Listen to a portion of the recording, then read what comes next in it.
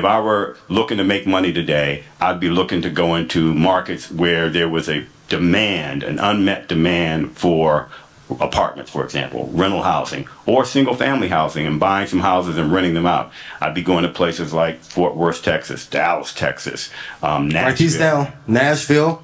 I think Jacksonville, Tampa, Tucson, Arizona. I mean, places where it's tax friendly, high quality of life, and more businesses have moved there. One of the things that's going to happen, and is happening now, especially with remote working, is the businesses are relocating out of places like Chicago, out of New York City, out of DC, for example, as well, and out of LA, because taxes are so high. Yes. And so they can save a significant amount of taxes. If you're in an environment where the tax rate's 13%, you go down to Miami, you get better weather, and there's zero local income tax or state income tax.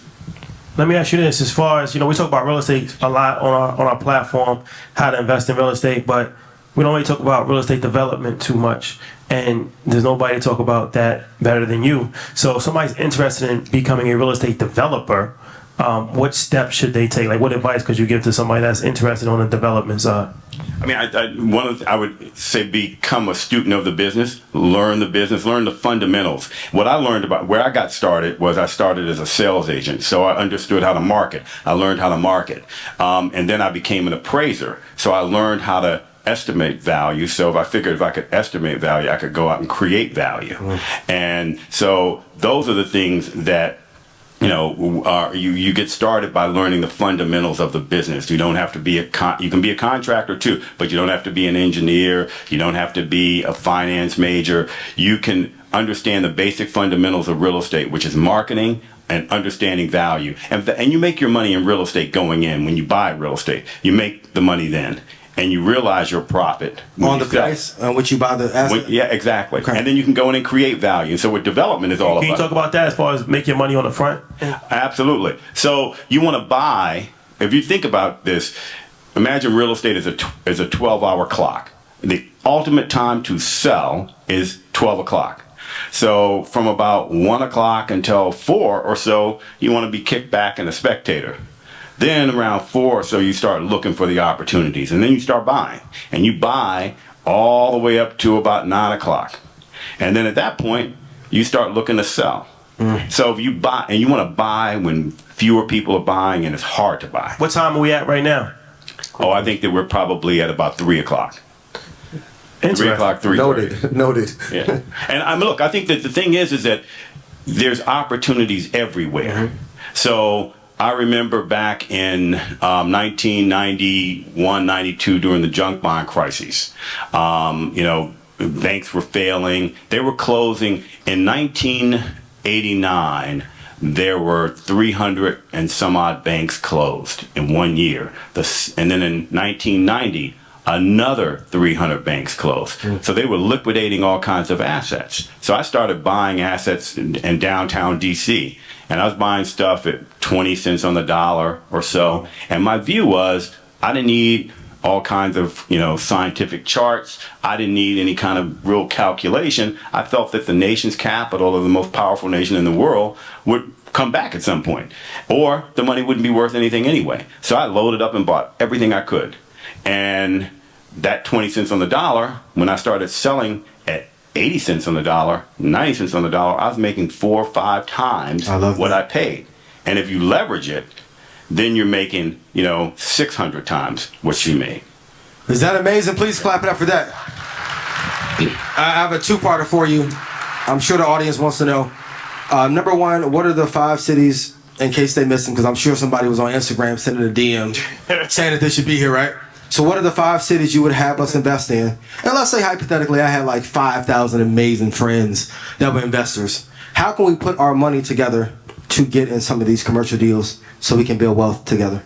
Well, I think the first thing is where I would be investing is I like Florida because it's got strong fundamentals. No state income tax, a growing economy, and a good quality of life overall. So Miami's very stimulated. So you got to look beyond that. So what are the emerging cities in Florida? And that's Jacksonville and Tampa. Those are the 2 strongest markets in that. Please write those down. Yeah.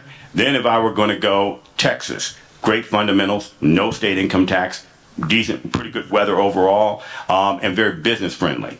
But Austin has been on fire. Yes. So where do you go? You go to Dallas and you go to Fort Worth. Those markets are still, growing, and they're underserved. And then Arizona, Scottsdale, Phoenix has always done very well. Tucson, sleeper, I'd go there. And then Nashville and Memphis. So no state income tax in Tennessee, quite as it's kept. And then, look, I'll tell you how strong no state income taxes are. When Jeff Bezos started Amazon, he did it in Seattle, Washington. Bill Gates always stayed a resident of Seattle, Washington, because Washington State has no state income tax. But those would be the markets that I would focus on. And I would look real hard at LA, because I think that LA bounces back. It's a resilient market. It's it's got an industry that is going to run in perpetuity, the entertainment industry, and it's got technology. And then New York. But I would say New York is real early right now.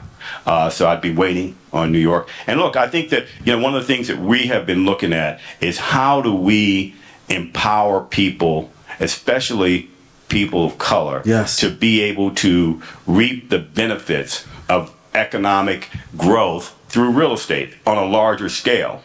And just to give you a sense, this analogy I gave where I put up the 20 million and a Goldman Sachs or someone put up 180 to do a $500 million building.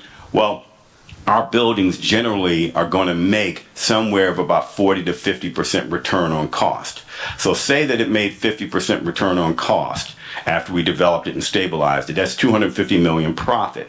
Well, the way that would work is that we'd get about half that. So we would get 125 million on that $20 million investment. And so you can do the math on that. It's over a 600% return on our money. Oh, wow. So that's all about leverage. So no, clap it up for that. Because 600% return is incredible. I know most people think there are not a lot of big gains in real estate, but thank you for mentioning that. yeah, so it used to be back in the 1980s, commercial real estate was powered, especially office buildings and hotels were powered by real estate syndicators. So real estate syndicators would go out and buy an office building, chop it up into 1,000 pieces, and sell it off in pieces. And the investors would get the tax benefits from it, and then they would get the rent income and the appreciation.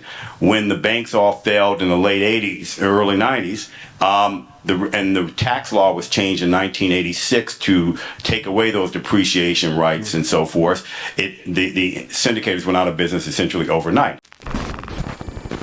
My graduates from my school being Forbes, bag drop. Bag drop. A mic drop, bag drop. Bag drop.